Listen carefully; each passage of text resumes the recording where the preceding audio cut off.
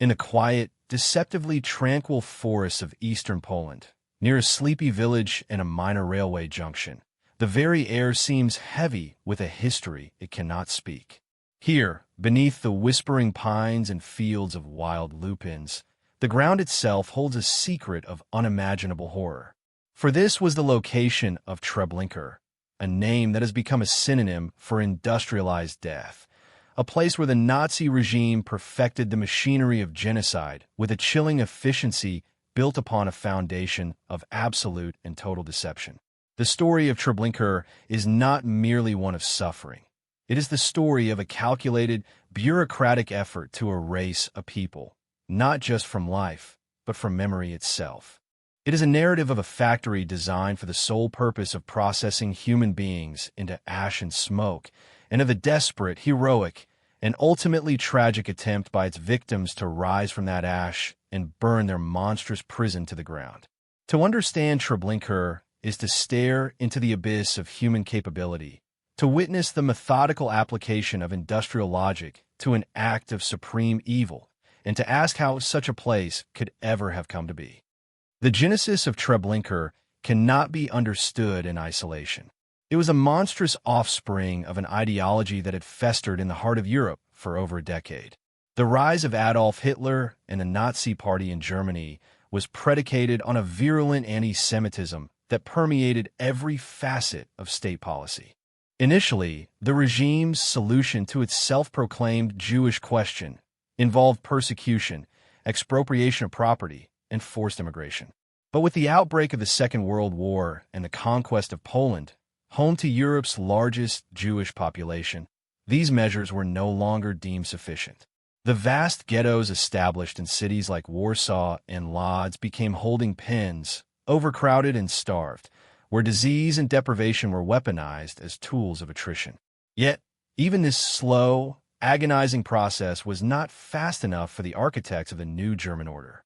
The ideological imperative was total annihilation, and on January 20th, 1942, a group of high-ranking Nazi officials gathered at a villa on the shores of the Wannsee Lake in Berlin. There, in a conference marked by chilling bureaucratic euphemisms, the final solution to the Jewish question was formalized. It was to be a program of systematic, continental-scale extermination. The operational name for this program in occupied Poland was Action Reinhard, named after Reinhard Heydrich, one of the Holocaust's principal architects. Its purpose was the murder of the millions of Jews confined within the general government, the administrative territory carved out of conquered Poland.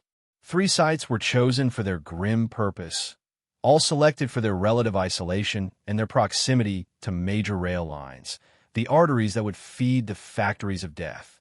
These were Belzec, Sobibor, and the deadliest of them all, Treblinka. A labor camp, known now as Treblinka I, had already been established nearby in 1941.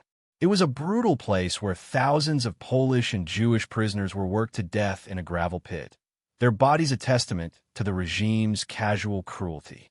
But this was merely a prelude. In the spring of 1942, construction began on a new, far more sinister facility a short distance away, Treblinka II, the extermination camp. It was designed not for labor or incarceration, but for the swift and total liquidation of every man, woman, and child who passed through its gates. Its location was strategically perfect, secluded enough to be hidden from the world, yet connected by a rail spur to the main line between Warsaw and Białystok, placing it within easy reach of the enormous Warsaw Ghetto. The moment a transport train, packed with thousands of souls, shunted onto that final, single track leading into the woods, the victims entered a world of pure, theatrical deception. The Nazis understood that panic was inefficient. To streamline the process of mass murder, they constructed an elaborate falsehood, a Potemkin village of death. The train would pull into what appeared to be a normal transit station. A wooden barracks was painted to look like a station house, complete with a fake clock, its hands forever painted to show the same time, ticket windows, and signs pointing to changing rooms. Białystok and Warsaw, a small orchestra, composed of prisoners, was sometimes forced to play welcoming tunes as the doors of the cattle cars were unsealed. An SS officer, often the camp commandant himself, would deliver a calm, reassuring speech. The new arrivals were told they were at a transit camp, that they would be disinfected, given food, and then reassigned to work camps further east. Their belongings would be registered and returned. It was a lie of such profound evil that for many, exhausted and traumatized after days in the suffocating train cars, it was momentarily believable. It was the last mercy they would ever know, and it was a poisonously false one. The first commandant of Treblinka II, Dr. Irmfried Eberl, was an Austrian physician and an early, enthusiastic Nazi. He had been a key figure in the T4 euthanasia program, where the Nazis had murdered tens of thousands of disabled Germans, perfecting the use of carbon monoxide gas as a killing agent. He brought this expertise to Treblinka, but his ambition outstripped his organizational capacity. When the first transports from the Warsaw Ghetto began arriving in late July 1942, Eberl's system collapsed under the sheer volume of humanity. He accepted more trains than the camp could process. The small gas chambers could not handle the numbers. The reception area became a chaotic bottleneck of death. Trains backed up for miles, their human cargo dying of thirst and suffocation on the tracks.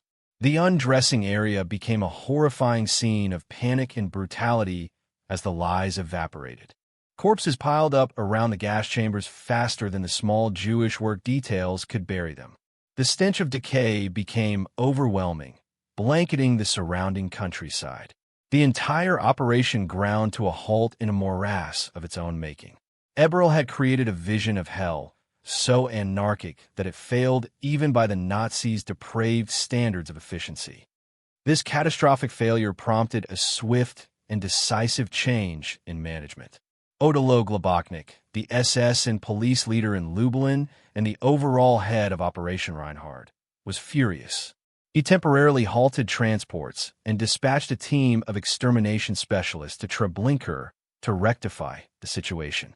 Irmfried Eberl was dismissed in disgrace.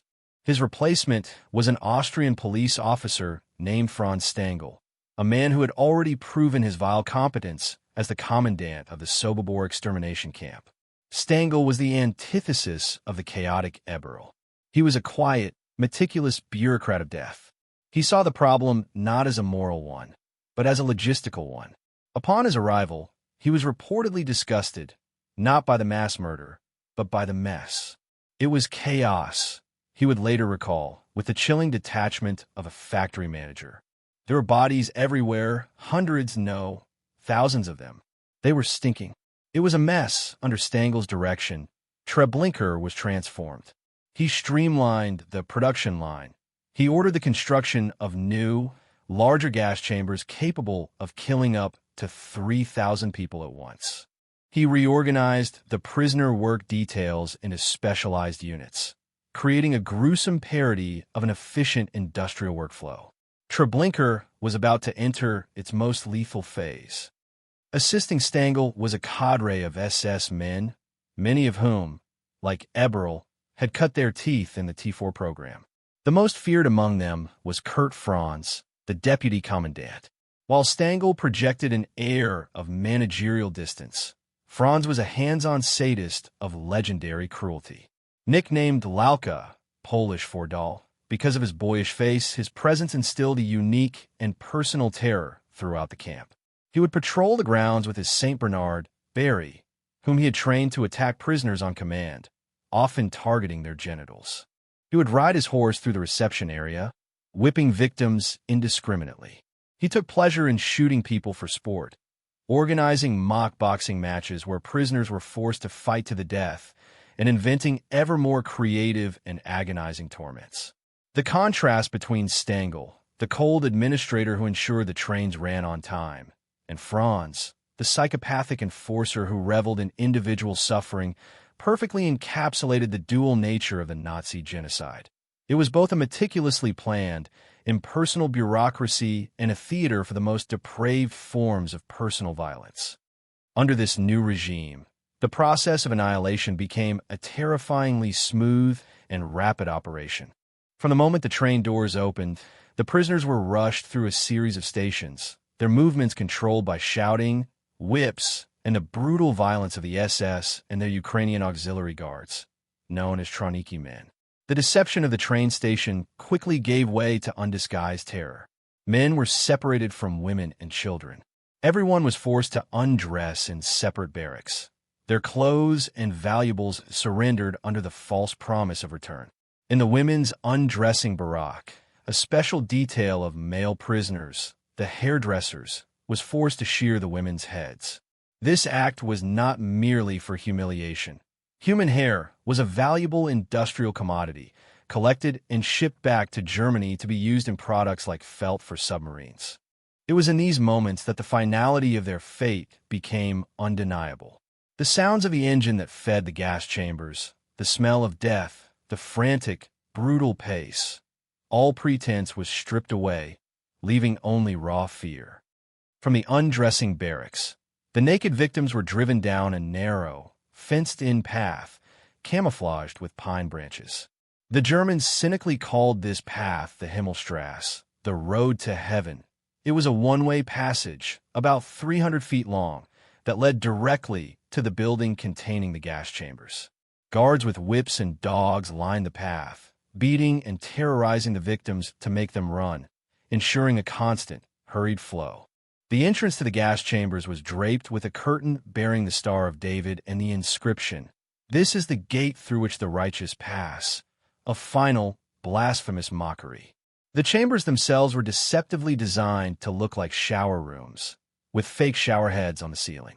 Once a group of several hundred people was crammed inside, the heavy, steel doors were sealed. A Soviet tank engine, housed in an adjacent room, was started.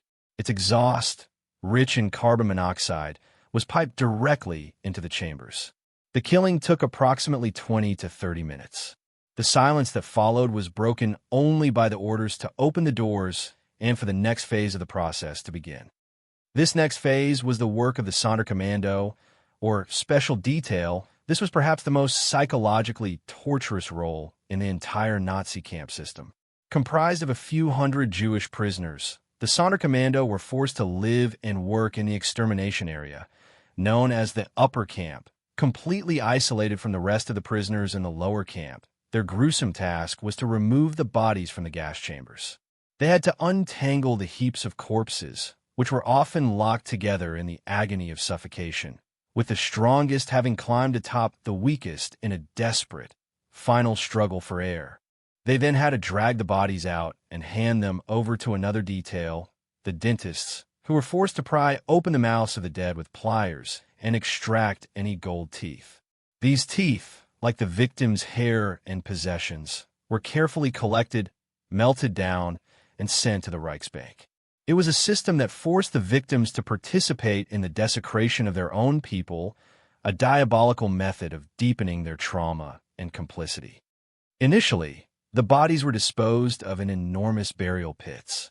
However, as the tide of the war began to turn against Germany in late 1942 and early 1943, Heinrich Himmler, the head of the SS, became concerned with concealing the evidence of this unprecedented crime. He ordered the exhumation and cremation of all the bodies buried at the Operation Reinhard camps.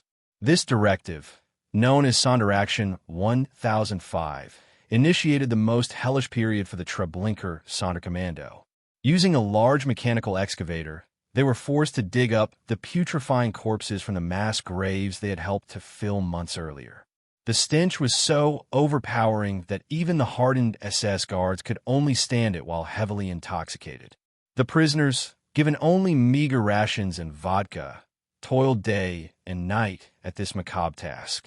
They built enormous pyres, consisting of layers of bodies and wood laid over concrete pillars and railway tracks, which burned continuously for months.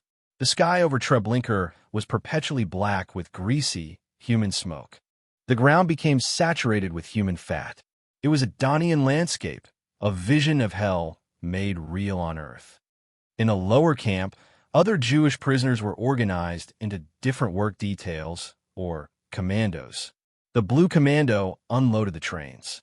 The Red Commando sorted the mountains of clothing and personal belongings left behind in the undressing barracks. They worked in a vast area called the Sortierungsplatz, or Sorting Square, which was piled high with a tragic inventory of a lost world. Suitcases, family photographs, sacred religious texts, children's toys, baby carriages, and thousands upon thousands of pairs of shoes. These items were meticulously sorted, bundled, and shipped to Germany for distribution to the civilian population or use by the military. The prisoners who worked there were surrounded by the ghosts of those who had arrived just hours before. They would sometimes find the belongings of their own families, their neighbors, their friends from the ghettos. It was a constant, agonizing reminder of their own precarious existence. They, too, were slated for death. The Nazis regularly liquidated the work details, killing those who knew too much and replacing them with fresh arrivals from the transports. Survival was a matter of days or weeks, never months. Amidst this relentless cycle of death and despair, a flicker of resistance began to grow. The prisoners of Treblinka were not passive victims. They were acutely aware that their labor was only a temporary stay of execution.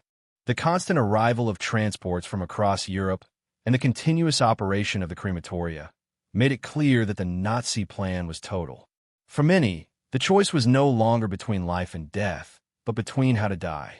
The idea of dying on their knees in a gas chamber became unbearable.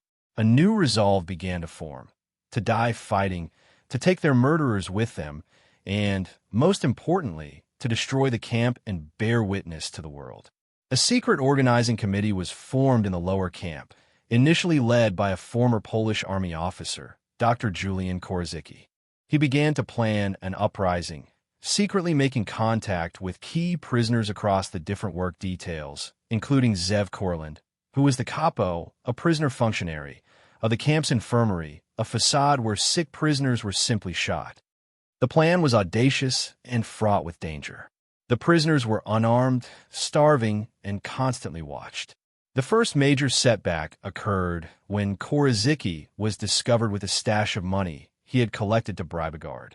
Before he could be tortured into revealing the conspiracy, he swallowed poison, sacrificing himself to protect the plan. His death was a blow, but the committee regrouped under new leadership. They knew their primary goal must be to seize weapons and set the camp ablaze. Destruction was more important than escape. They needed to burn the evidence, to halt the killing machine, and to ensure the story of Treblinka would not be buried with its victims.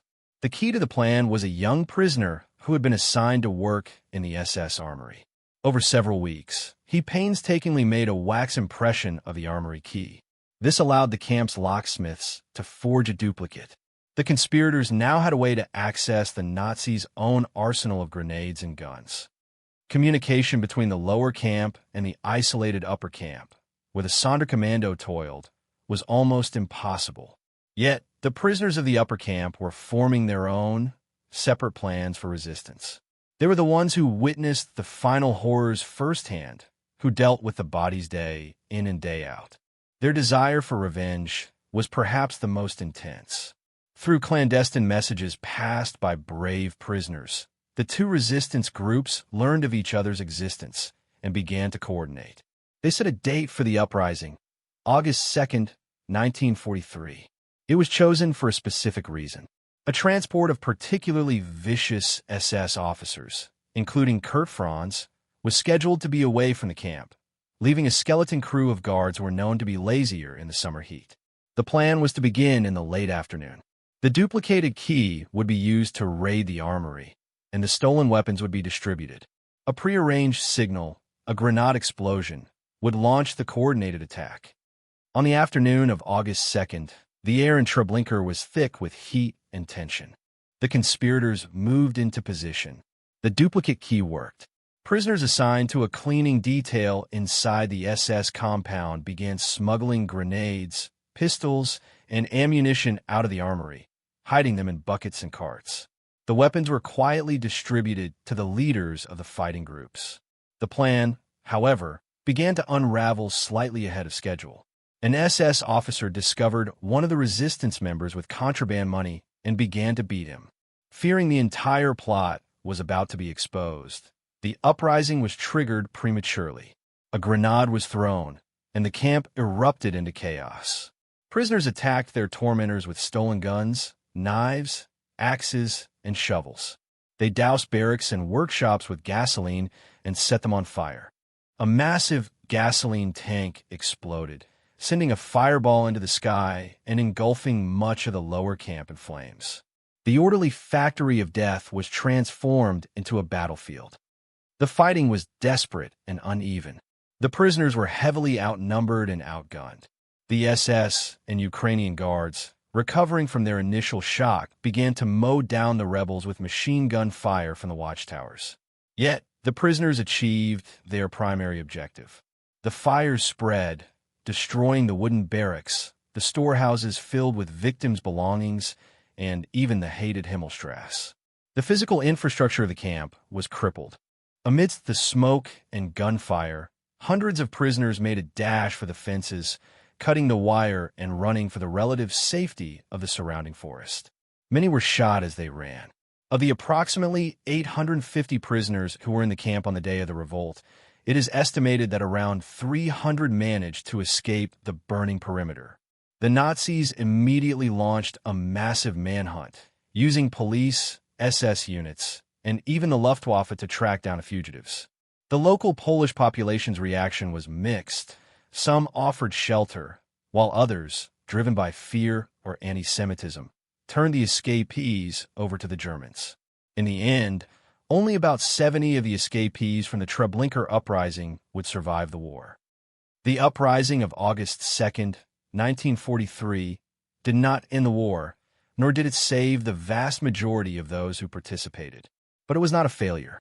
It was a monumental act of defiance. For a few hours, the victims seized control of their own fate. They destroyed a significant portion of the death camp, disrupting its operations and ensuring that its infernal work could not easily continue. The news of the burning camp, visible for miles, sent a powerful message. Most importantly, the survivors who made it out carried the story of Treblinka with them. Men like Jan Kiel Wiernik, a carpenter who had been forced to build some of the camp structures, and Samuel Rajman, who had been a Sonderkommando worker, would go on to provide invaluable first-hand testimony, ensuring that the truth could not be entirely erased. They fulfilled the most sacred duty of the resistance, to bear witness. In the immediate aftermath of the revolt, the Nazi authorities decided to liquidate Treblinka entirely.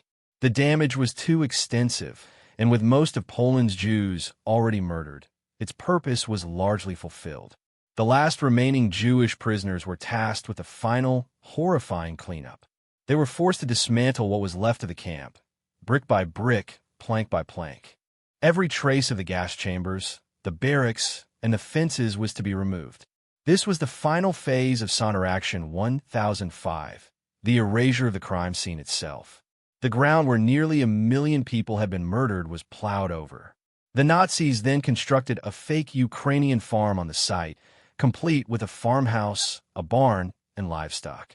They even brought in a Ukrainian family to live there to create a facade of pastoral normalcy. Finally, they sowed the entire area with lupin seeds, hoping that a carpet of flowers would forever conceal the human ashes and bone fragments that saturated the soil beneath.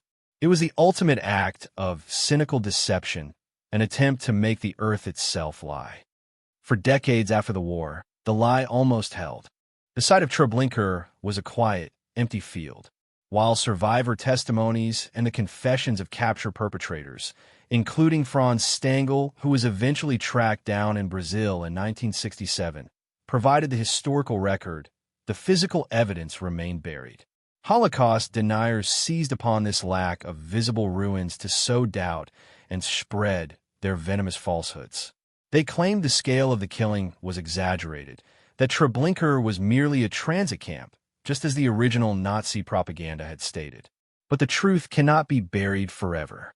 In the 21st century, a British forensic archaeologist named Caroline Sturdy-Calls led a groundbreaking investigation of the site. Using non-invasive survey techniques like ground-penetrating radar, she was able to map what lay beneath the soil without disturbing the sanctity of the mass graves. Her team's findings were a stunning and final refutation of the deniers. They located the precise foundations of the gas chamber building, confirming survivor accounts of its size and layout. They found evidence of the massive burial pits, revealing disturbances in the earth so vast they could only have been created by the excavation of hundreds of thousands of bodies. They even unearthed orange tiles, identical to those described by survivors as lining the walls of the gas chambers, still bearing the Star of David stamp from the Polish factory that made them. The scientific evidence confirmed, with chilling precision, the testimony of the handful who had escaped. The earth, which the Nazis had forced into silence, had finally been allowed to speak. Today, the site of the Treblinka extermination camp is a memorial. It is not a museum with buildings, but a vast, symbolic cemetery. A single, massive stone monument marks the location of the gas chambers. Beyond it, stretching across the field, are 17,000 jagged granite stones. Most are small and unnamed, representing the shtetls, the towns and villages across Europe whose Jewish communities were wiped out here. A few larger stones bear the names of the countries from which the victims were transported. It is a landscape of profound and sorrowful emptiness, a testament to an absence, a void in the heart of European civilization. The story of Treblinka serves as a permanent, cautionary tale. It reveals the terrifying speed with which a modern, educated society can descend into barbarism. It demonstrates that genocide is not an act of spontaneous rage, but a process planned in conference rooms, facilitated by bureaucrats, and executed by ordinary men.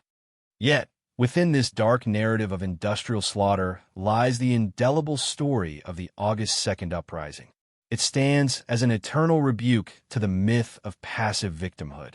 It is a testament to the fact that even in the deepest pit of dehumanization, where all hope seemed extinguished, the human spirit could still choose resistance over submission, dignity over despair. The rebels of Treblinka fought not for survival, which they knew was nearly impossible, but for memory and for vengeance. They fought to ensure that the silent, efficient factory of death would not have the final word. They succeeded. Because of their sacrifice and the testimony of those who survived, we know what happened in that quiet Polish forest. We know what the Lupins tried to hide. And it is our sacred duty, now and forever, to refuse to forget.